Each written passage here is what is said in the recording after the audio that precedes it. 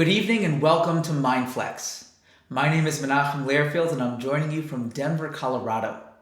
This week on MindFlex, we're tackling the topic of rising after the fall. There was a couple who gave almost everything they had to send their son off to college. But after just one semester, he failed to see the value in a college education. He failed to see the value in what he was doing.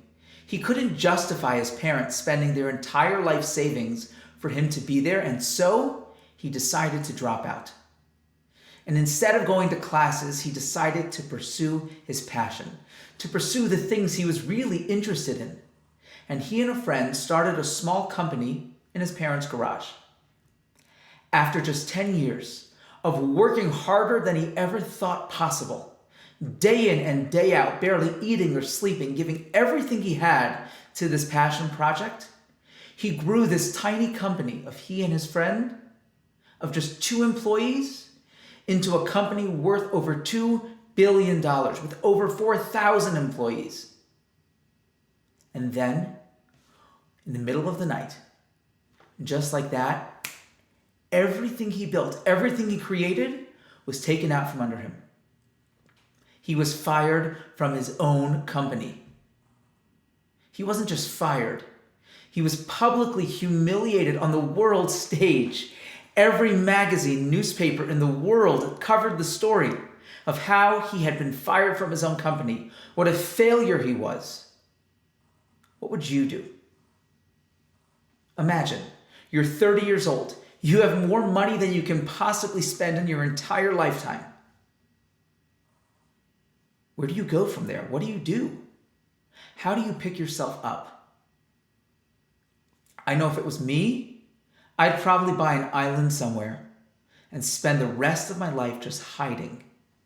The rest of my life sitting on a hammock with a Corona in one hand, maybe a good book or a movie in the other, and just be done. Retire. But that's not what Steve Jobs did. Steve Jobs picked himself up and he started over again. During the time he was fired from Apple, he started 2 companies. One of them called Pixar and the other called Next. Most of us have heard of Pixar, especially those of you with children. If you have kids, you know what an impact Pixar has had on an entire industry. It was a game changer. But it's the other company, Next, the one that most of us never heard of, that has revolutionized our world. See, I remember Apple as a kid. We had these big, clunky Apple computers with the floppy disk you needed 2 hands to hold, and you would shove it into the drawer, and you'd crank that little lock just to get it to work. How did we go from that Apple to the Apple we have today? I'm filming this right now on my MacBook Pro. I have my watch on my wrist. I have my phone in my pocket. I have the handout on my iPad. Where did it all come from? All of the technology that led to the renaissance of Apple, all of that technology was developed at Next. In fact, in a commencement address at Stanford University, Steve Jobs said that getting fired from Apple was the single greatest thing that ever happened to him. Not that it wasn't so bad, not that it wasn't painful or difficult, but rather it was the most important thing that ever happened, because without getting fired from Apple, we would still have those clunky gray boxes with the floppy disks and the crank. All of the technology that Apple has developed, all of the things that we love about Apple, all of that happened as a direct result of getting fired, says Steve Jobs.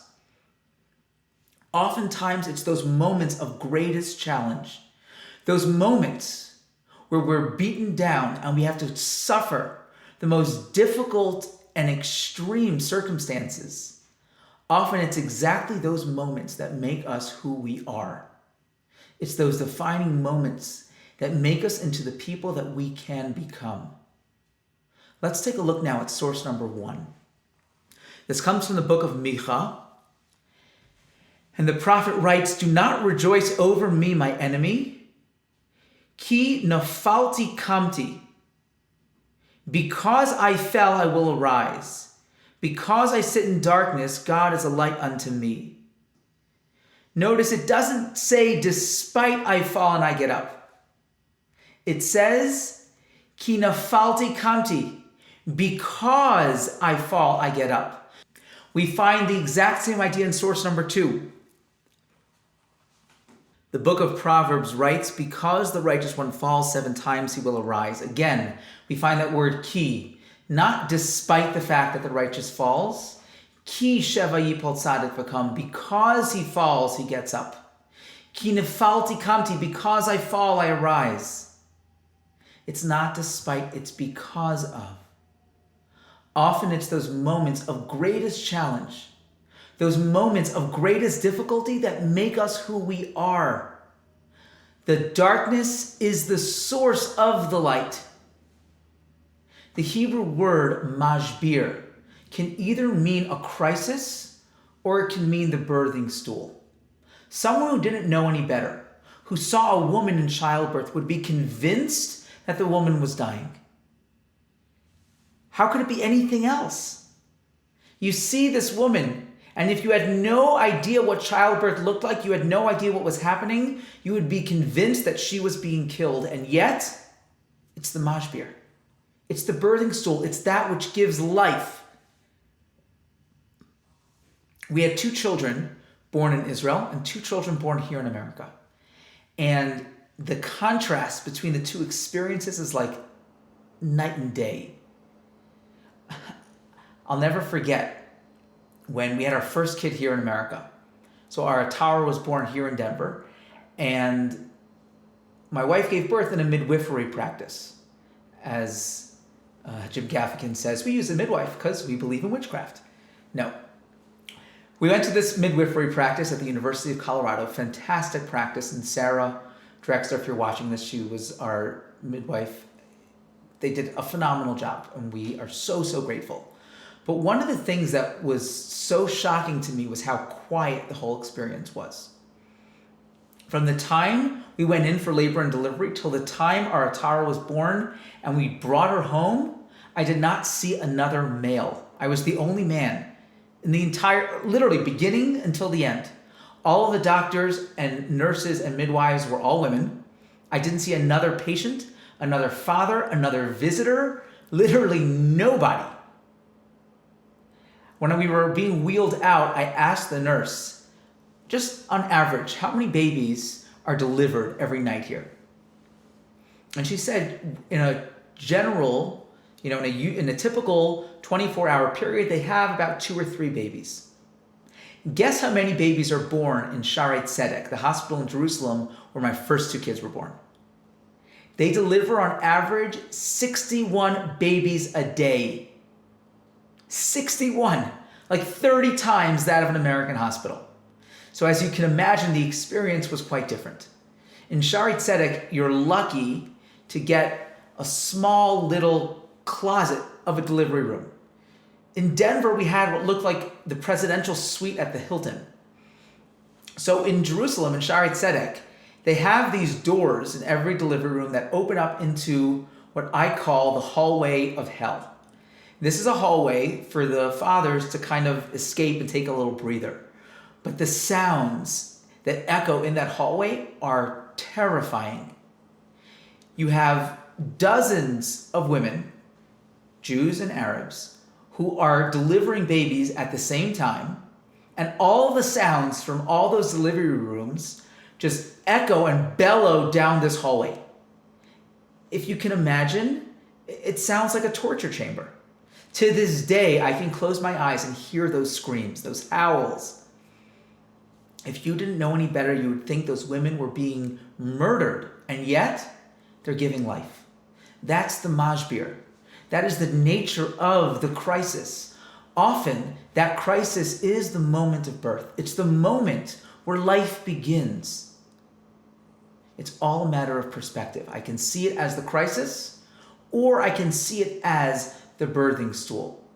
It's those moments of challenge that define who we are, those moments of challenge that make us into the people we can become. When Yaakov Avinu, Jacob, runs away from his brothers trying to kill him. He goes and he settles by Lavan. And he works for him, and Lavan takes advantage of him, and he wasn't the nicest of people. Cheats him time and time again. Finally, it's time for him to leave Lavan. And he's going to start a life with his family, and he's told that his brother Esav is pursuing him, trying to kill him. So he sends a message. And this is source number 4. He says to the people who come on behalf of Esav, he instructed them as follows: "Thus shall you say to my lord Esav, so said your servant Yaakov, Jacob, I sojourned with Lavan and remained until now. Im Lavan garti va'echer ad ata." So Rashi, who's our classic commentator, and I call him our classic commentator because in Jewish learning we cannot take 2 steps without Rashi. Rashi's job is to help us understand the words in front of us, and he wrote commentary on practically everything.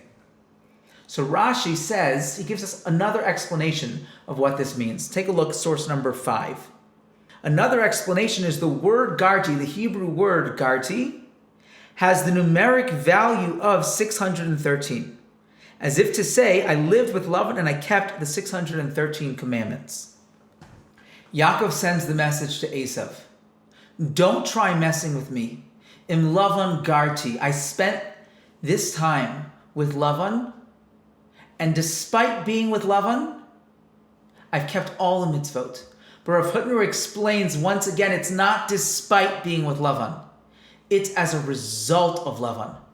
Because I've endured the experience, the challenge, the difficulty of living with Lavan, as a result of that challenge, I have grown in my keeping of mitzvot.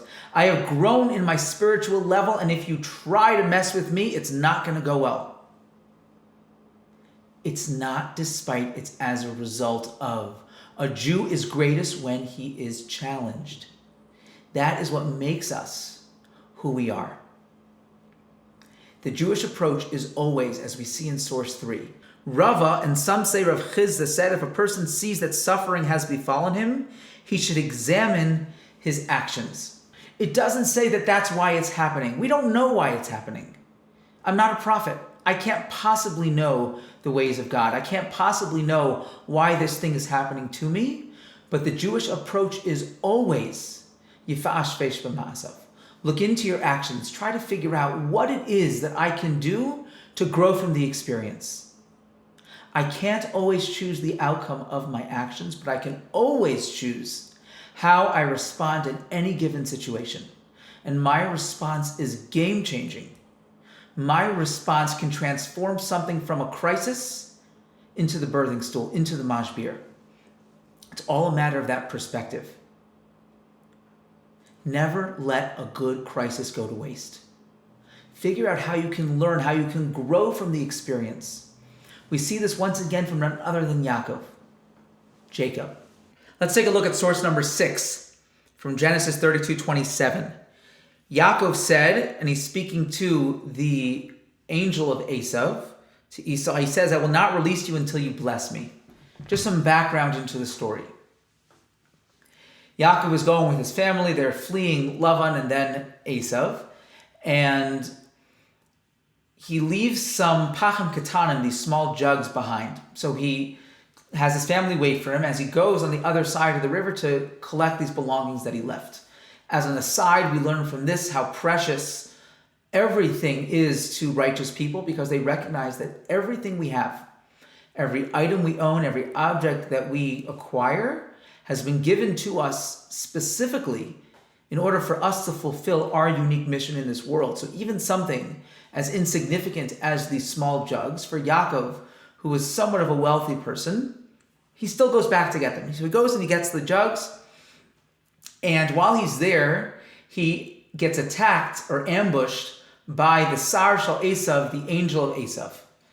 And the two of them battle throughout the entire night. Whether this is a physical altercation or some sort of spiritual or emotional fight is not so clear.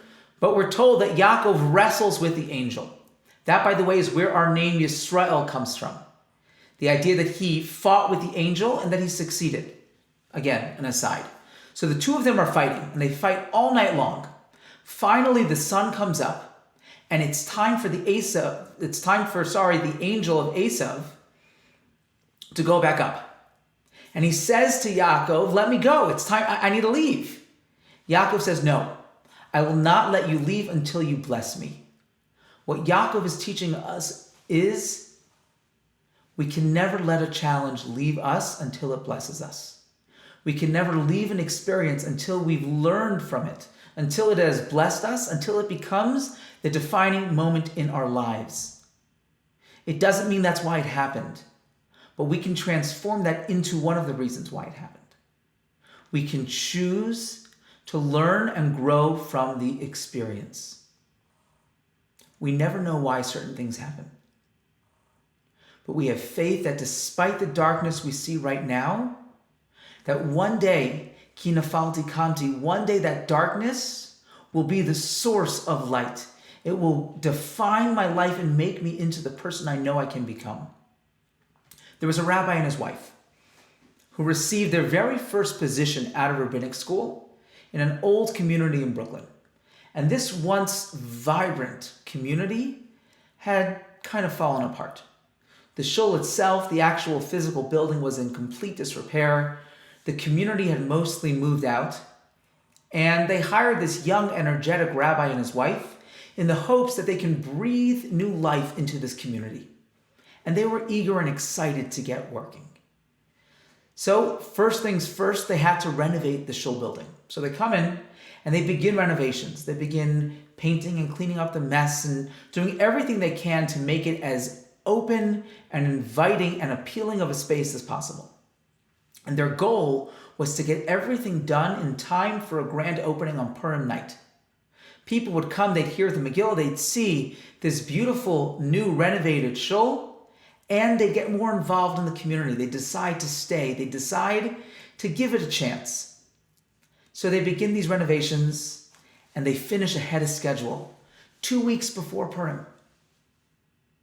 That day, New York had a huge snowstorm. The next morning, the rabbi walks in to survey the damage to see what happened. And he walks into the shul and he is broken. He looks at the main wall, the Mizrach wall, straight up ahead in the shul. And right there, the ceiling had caved in. Snow had dripped in the wall and ruined all of the plaster, all the drywall. It looked horrible. He knows how important first impressions are, and he says to himself, he had no choice. He has to cancel the grand opening, because if people come and that's what they see, they're never going to come back again. So he goes home to tell his wife, and as he's walking the block and a half to his apartment, he notices that there's this garage sale going on, and something catches his attention. It's a tablecloth with a big Star of David in the middle. And all of a sudden, this light bulb goes off in his head, and he says to himself, wait a second. I bet that tablecloth is the perfect size to cover the discoloration on the wall. So he buys the tablecloth, and he decides he's going to go and he's going to put it up on the wall, and he'll put it up as a wall tapestry. No one will know that it's not meant to be there. And the show can go on. He's so excited. It's as if this special gift was given to him directly from God himself. So he buys the tablecloth, he runs back to the shul, and as he's about to go into the shul, he sees this old lady running after a bus. And the bus just drives off. Those who've lived in Israel or been to Israel, that happens more often than I'd like to admit. But the woman is running with the bubby cart in tow, and she realizes she's not going to catch up. The bus is not stopping. It drives off. She is there, sad, and now it's cold, and it starts snowing again. And even though the rabbi is so excited to get this tablecloth on the wall to see if it will fit, he walks over to the lady. He is a rabbi after all. And he walks over to the lady and says, I see you missed your bus. That's so frustrating. And he begins talking to her. It turns out that she lived in Staten Island. She was only in Brooklyn for the day.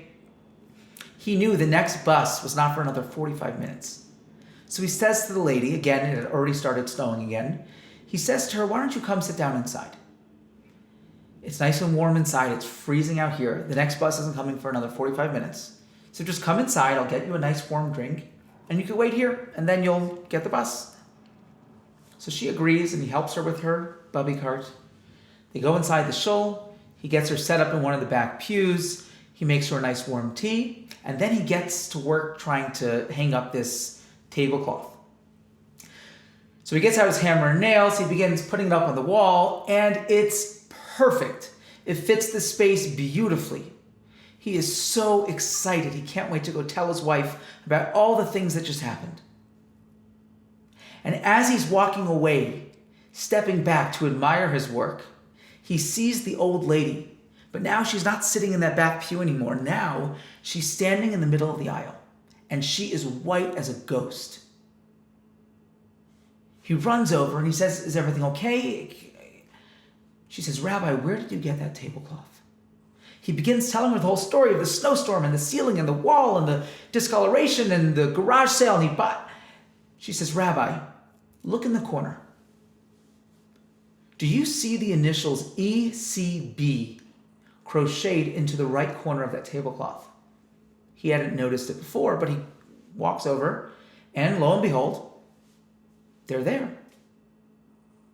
She says, "Rabbi, I crocheted that tablecloth with my own 2 hands back in Poland during the war. I remember the moment I finished it and we put it on our Shabbat table and it was beautiful. That next day, my husband urged me to run away. They got papers. He urged me to go, and I begged him not to make me do it. But I did. And I escaped, but my husband never made it. This tablecloth was the last thing, the only thing that she had from her previous life. The rabbi urged her to take it. He said, "Take it, please, it's yours." But she insisted and said, "No, I'd rather it be here in the shul, and I'll come back. I'll come to the shul, I'll see it on the wall, and it will give me so much joy to see it here, to remember what life was like before it all went to hell." The rabbi and this woman sat there in the pews, just crying together as he heard all the stories of what life was like before the war and the tragedy and the hell on earth that she experienced. And by this time, she had missed the next bus and the bus after that. So the rabbi agreed to drive her home. So he drives her all the way to Staten Island. He helps her into her apartment, up the 3 flights of stairs with her bubby cart. He says goodnight and invites her to come to the grand opening on Purim night. She says, "It's difficult for me to get out, but I'll try to make it." 2 weeks go by, and now it's time for the grand opening, and it goes wonderfully. New people come, and they have a great time, and they enjoy everything that the shul has to offer. When the Megillah reading is over, the rabbi and his wife stood at the door, greeting each guest as they left, bidding them farewell, hoping that they come back. They're about to shut off the lights and go home, and they see this elderly gentleman sitting in one of the pews. He says, "Rabbi, where did you get that tablecloth? It looks just like one that my wife crocheted back in Poland." And he begins telling the rabbi this very familiar story, a story that he just heard before. So he takes this elderly gentleman and he says, "Do you mind coming with me for a drive?" And the two of them go for a drive all the way to Staten Island. He walks them up the 3 flights of stairs, knocks on the door, and he said he witnessed the most beautiful Purim miracle ever. He witnessed the most beautiful Megillah. At every moment of that story, snowstorm comes, the roof and wall are damaged. If you froze that in time and you said, "Is that good or is that bad?" for sure you'd say, "That's bad." Woman missing her bus, good or bad? It's terrible. The worst thing that could possibly happen at that moment. And yet, that woman missing her bus was the greatest thing that ever happened to her. All things are good in the end. If it's not good, it's simply not the end. We never know which part of the story we're currently in right now. We can never connect the dots in life going forward. We can only live life with the faith that one day those dots will somehow connect. On Rosh Hashanah, as we know, we blow the shofar. And there are different types of shofar blasts. We have a tekiah, which is a strong, triumphant blast. It's the kind of blast that we blow when it's the beginning of the Jubilee year or when we're inaugurating a king. But then we have the shavarim and the teruah, which are broken sounds. They're meant to sound like weeping or wailing, crying. There's an interesting halacha, an interesting law. Whenever we blow the shofar blasts, we never blow the shvarim or the teruah by itself. You never find the blasts that represent crying and wailing on their own.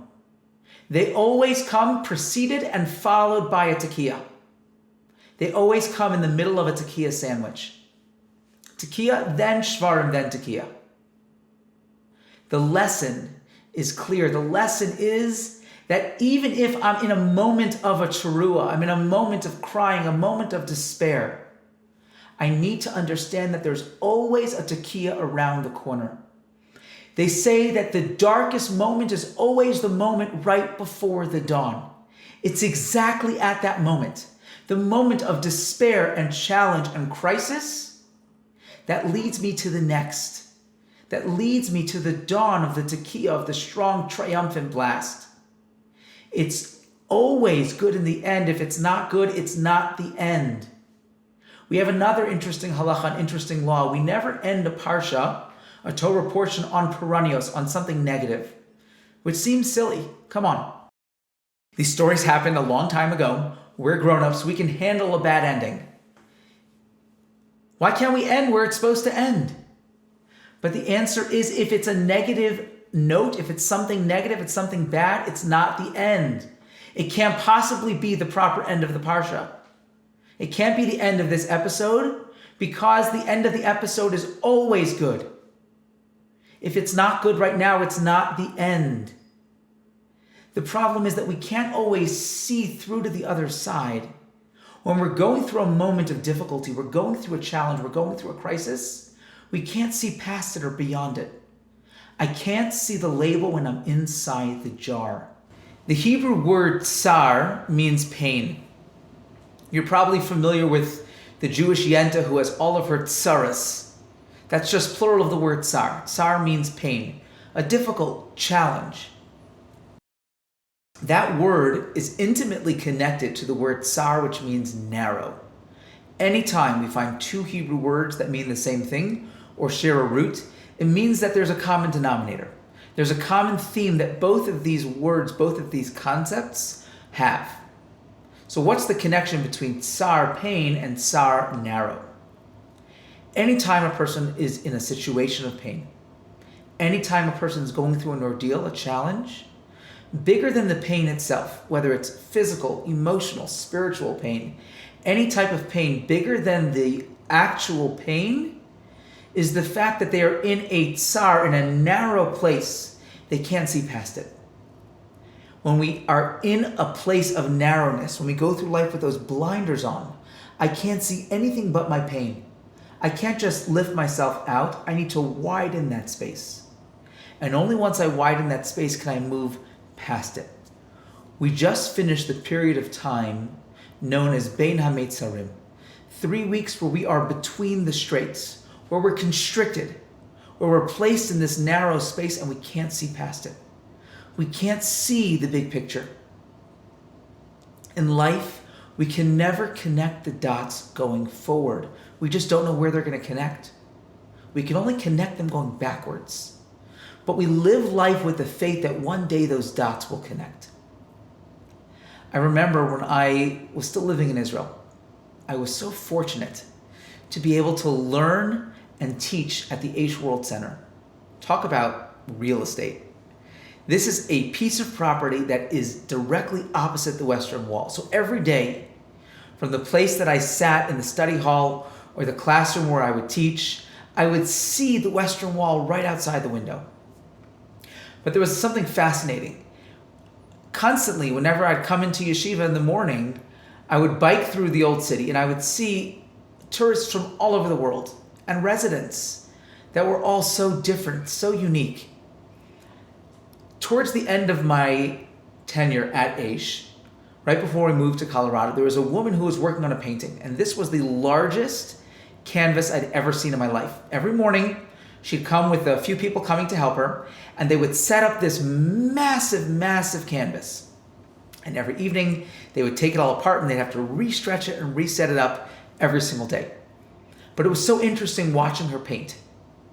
She would, and this was right on that balcony, right before the steps to the Kotel itself. So right at the end of Aish, for those who know where the gold menorah used to be. They moved it to the Horva, to that big square, but where it used to be, right overlooking the Western Wall.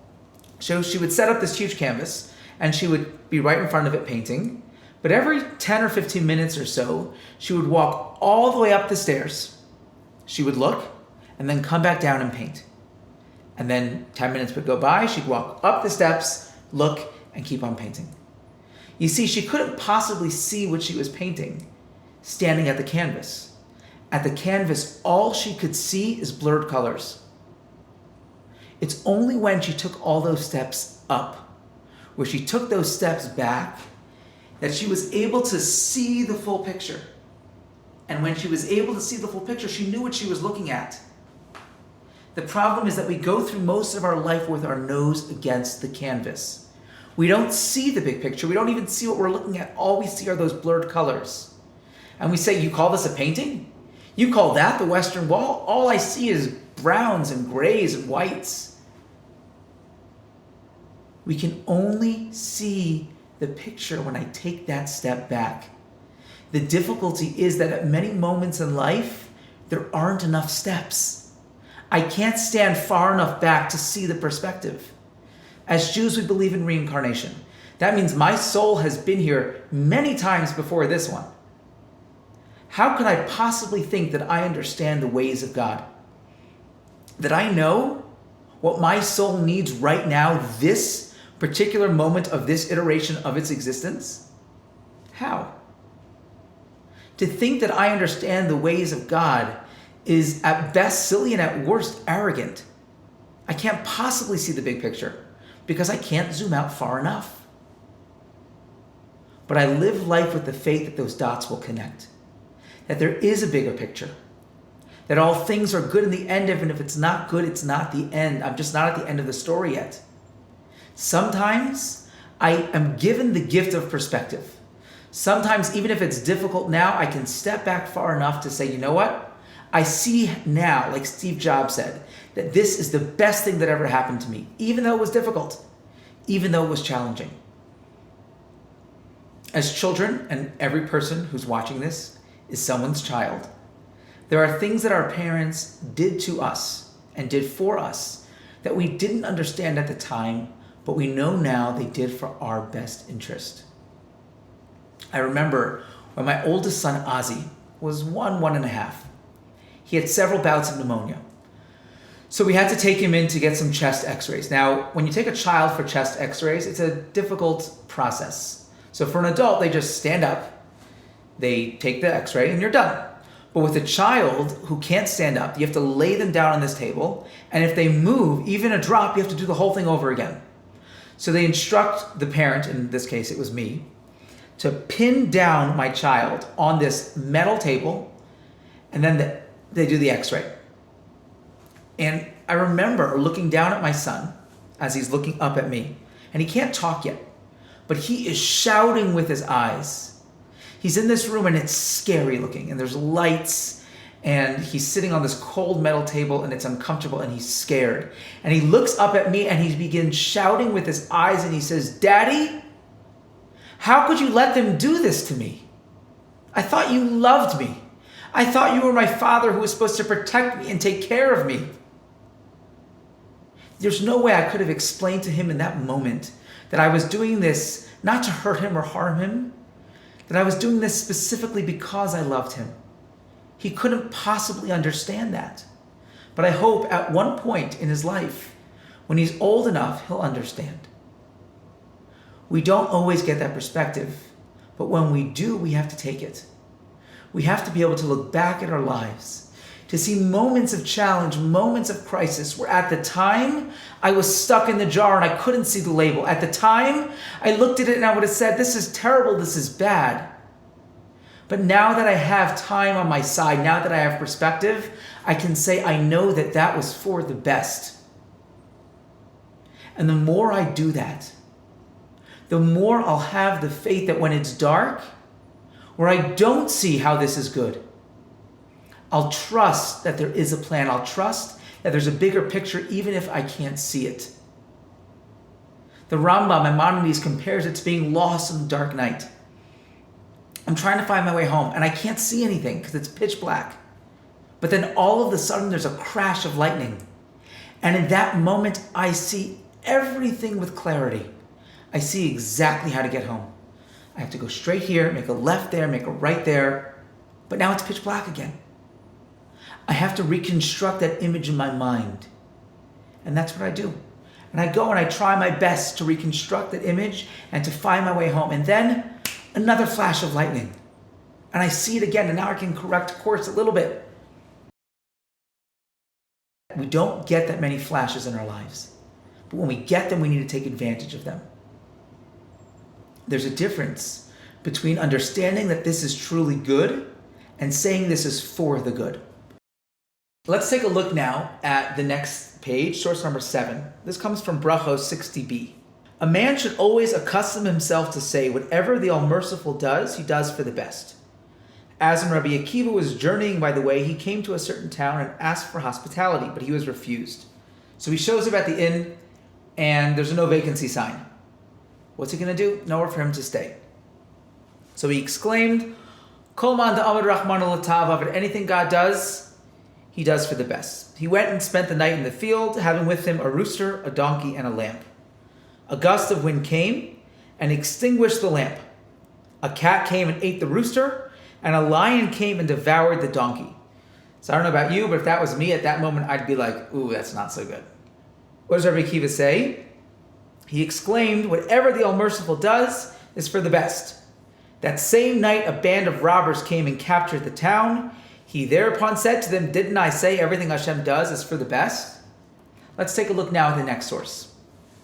The Gemara mentions a man named Nachum Ish Gamzu. It wants to know, why did they call him Nachum of Gamzu? The reason is that with regard to any matter that occurred to him, he would always say, Gamzu Latova, this too is for the good. Rabbi Akiva's expression stated, everything God does is for the best. What that means is right now, it's not good. Right now, as the child is scared, sitting on the metal table with the scary lights, and he's being pressed down, it's bad, it's painful, it's difficult. I can't say this is good because I don't really feel that it's good. But I know it's for the best. I know that I love my Father, and I know that He loves me. And I know if He's doing this to me, it's for my own benefit. It's for my good. I know that. Kol man da'avad Rahman al-Latav avid. Anything God does, even if right now it seems bad, it's for the good. I don't see the full story. I can't see the full picture yet. Nachum Ish Gamzu took it a whole nother level. He said, Gamzu Latova, this too is good. Not just that it's for the good. This is good. There are moments in our lives where we feel pain and we feel difficulty and we go through challenges and we don't know why they're happening to us. And in those moments, we don't need to fool ourselves into saying that I feel good right now. No, I feel pain. I feel the difficulty. I feel the tsar. I feel the walls closing in on me. But I take solace in the fact that one day I might be able to see the picture. I might be able to see the reason, and it might not be in this world. Moshe asked the Almighty, he said, show me your ways. He asked God, why do good things happen to bad people? Why do bad things happen to good people? And God says, you cannot know that and live. You can know that, you can live, you can't do both. As a human being, you are limited in your ability to see the full picture. But sometimes we're granted the gift to be able to look back, to see with perspective. Like Steve Jobs, looking back, he said, it's not just that it wasn't so bad. Getting fired from Apple was the best thing that ever happened to me. Going through that challenge, going through that ordeal was the best thing that could have possibly happened because it created the person I am today. Either way, we have to be able to see that big picture. Either way, we have to be able to declare and to understand for ourselves all is good in the end. If it's not good, it's simply not the end.